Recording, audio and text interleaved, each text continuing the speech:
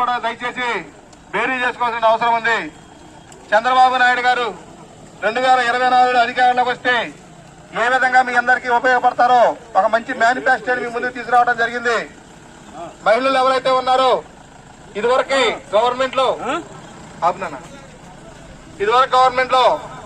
45 సంవత్సరాలు దాటిన మహిళలకు 18,000 రూపాయలు ఇవ్వడం జరిగేది.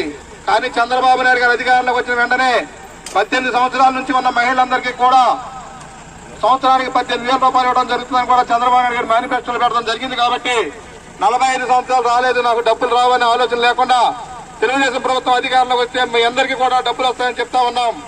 అలాగే ప్రతి కుటుంబంలో 3 గ్యాస్ సిలిండర్లు ఫ్రీ అని చంద్రబాబు నాయుడు గారు చెప్పడం జరిగింది. ఈ రోజు మీరు ఎక్కడికి వెళ్ళినా మహిళలందరికీ ఉచిత బస్సు ప్రయాణం ఫ్రీగా ఇస్తాం చంద్రబాబు నాయుడు గారు చెప్పడం కూడా జరుగుతూ ఉంది. మీ ఇంటిలో ఎంతమంది చదువుకుంటే కొంతమందికి కూడా సంవత్సరానికి 15,000 రూపాయలు ముగ్గురున్నా నలుగురున్న అందరికీ వేయడం జరుగుతుందని కూడా చంద్రబాబు నాయుడు గారు చెప్పడం జరిగింది. దయచేసి పెన్షన్ వస్తున్న వారందరూ కూడా ఒకటే ఆలోచించాలా. గతంలో 60 సంవత్సరాలు నిండితేనే పెన్షన్ పెట్టేవాళ్ళు, కానీ ఇప్పుడు 50 సంవత్సరాలు పూర్తయిన ప్రతి వ్యక్తికి కూడా పెన్షన్ వస్తుందని చంద్రబాబు నాయుడు గారు మేనిఫెస్టోలో పెట్టడం జరిగింది.